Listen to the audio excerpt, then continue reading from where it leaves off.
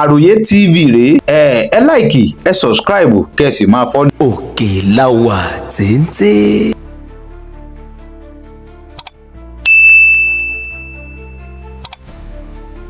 ẹ ò lè gbé lọ o ẹ ò lè gbé Tani Olohun lọ láriwo táwọn èèyàn níléègbé Tani Olohun nílùú Ìbàdàn pa lásìkò táwọn ọlọ́pàá tí ò wọṣọ yàbò iléègbé rẹ̀ láti gbé jàǹtò re Kwara.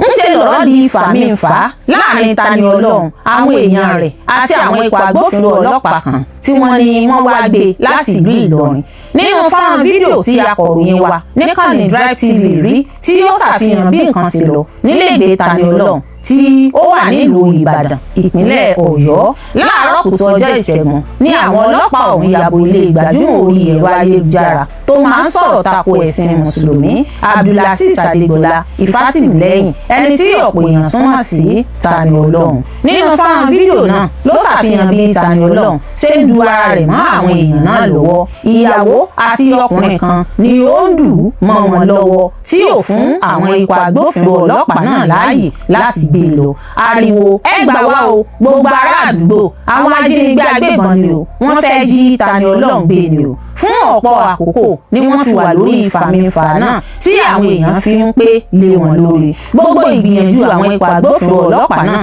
ló padà já sí pàbó fún bí àwọn èèyàn àdúgbò Tani Olohun sì kọ̀ jálẹ̀ láti jẹ́ kí wọ́n orí gbé lọ. Ariwo àwọn èèyàn náà ló sì dàbí pé ń ló dé tìgbọ́ gbajúgbajà ajìjàgbara ilẹ̀ Yorùbá tó tún jẹ́ olùdásílẹ̀ ikọ̀ ẹ̀ṣọ́ aláàbò ajìjàgbara Ìrú Ẹkùn Security Network Olóyè Sunday Adéyẹmọ tí ọ̀pọ̀ èèyàn mọ̀ sí Sunday Igboho fún bí ó ṣe dé bá wọn lẹ́nu wàhálà náà. Gẹ́gẹ́ bí fọ́nrán fídíò ọ̀hún ṣe ṣàfihàn rẹ̀ Olóyè Sunday Igboho ló pe kọmíṣánná ọlọ́pàá ìpínlẹ̀ Ọ̀yọ́ bá kọmíṣánná ọlọ́pàá ìpínlẹ̀ Kwara sọ̀rọ̀ láti pẹ̀tù sáwọ̀ náà pé kí wọ́n ó fi ẹ̀sọ̀ ṣe torí ọ̀rọ̀ ẹ̀sìn ni kí ọ̀rọ̀ náà tàbùkù bá orúkọ ọlọ́pàá. Ó ní wàhálà ìkọlù ìjínigbé ìṣekúpani àwọn ajínigbé agbébọn ṣẹlẹ̀ nílùú Ìlọrin nípínlẹ̀ Kwara wọn ò rí nǹkan ṣe sí i ọ̀rọ̀ ẹ̀sìn ni wọ́n ń dá sí i. Gẹ́gẹ́ bí ó ṣe hàn nínú fọ́nrán fídíò náà lásìkò tí Tani Olohun sọ̀rọ̀ ó ní òun dúpẹ́ lọ́wọ́ gómìnà ìpínlẹ̀ Ọ̀yọ́ kọmíṣánná ọlọ́pàá ìpínlẹ̀ Ọ̀yọ́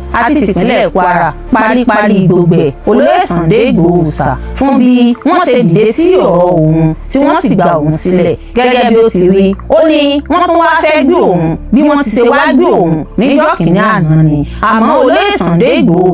ṣe bí ìṣe rẹ̀ tí kì í fẹ́ kí wọ́n ó fìyà jẹ ọmọ Yorùbá tá ò bá gbàgbé oṣù kejì ọdún 2023 ní Tani Olohun di ìlú mọ̀ọ́ká látàrí fọ́nrán fídíò rẹ̀ kan tí ó ṣe tí ó fi tàbùkù àwọn àlùfáà ìlú Ìlọrin pé àwọn ni wọ́n pọ̀ jù nínú oníbàárà wọn lẹ́kùlẹ́jà. Bákan náà sọ̀rọ̀sọ̀rọ̀ àlùfàǹsà náà ló sọ̀rọ̀ ẹ̀sìn mùsùlùmí oṣù kejì ọdún náà ní àwọn ẹgbẹ́ Ògo Ìlọrin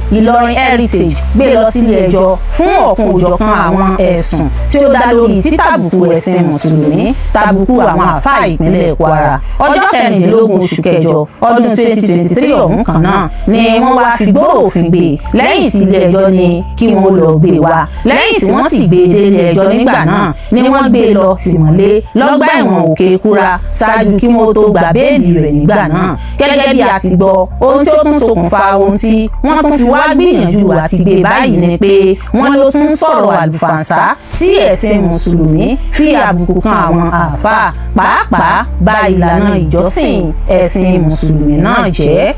Ògbénu obìnrin náà ń tẹja gbólógbé kúkú nínú tàbàtàbà nínú aṣọ ògbólógbò oníṣègùn òbílẹ̀ kan bẹ nílẹ̀ Yorùbá tó mọ tìkú tẹ̀lé ewé àti Olóyè Máyégún adífábí ẹni wẹ̀jú aníkúlápó agbóṣẹ́ṣẹ́ fọmọlé agbé ìkùlé mọ yorùtó ogun àìrọ́mọ bíbí ti ẹni ogun àìrálàánú ló ń bá ayé rẹ̀ wọ̀dì mú àrùn ọjọ́ pípẹ́ ló ń bá ọwọ́ jà gàdí ṣiṣẹ́ bí erin jẹ̀jẹ̀ ìlérí ogun àmúbọ̀ ọkọ ohun àmúbọ̀ aya ní ti ẹni tàbí ogun afinisẹ̀sẹ̀ níwájú olóore èyíkéyìí ogun tàbí ẹ̀ṣẹ̀ tó bá ń bá ayé rẹ̀ jà tètè máa bọ̀ wá sọ́dọ̀ Olóyè Máyégún adífábí ẹni wẹ̀jú abólóríbẹ̀rí abániyẹ̀ràwọ̀ ẹni wò aníkúlápó àgbàlagbà ọ̀jìnì tó mọ orúkọ tí wọ́n ń pe àwọn ìyá mi àgbà fún àyẹ̀wò tàbí ìmọ̀ràn ẹ pè sórí nọ́mbà yìí 08023940939 bá tẹ́ bá mú mi àjòdà dígèrè bá mú mi àjòdà tilẹ̀ tọ̀nà la fi ń dológìní tètè máa bọ̀ wá sọ́dọ̀ Olóyè Máyégún adífábí ẹni wẹ̀jú kógun ayé ló dà fíẹ́.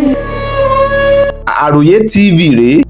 ẹ láìkì ẹ sọ̀scribe kẹ́ ẹ sì máa fọ́lọ̀. Òkè la wà téńté.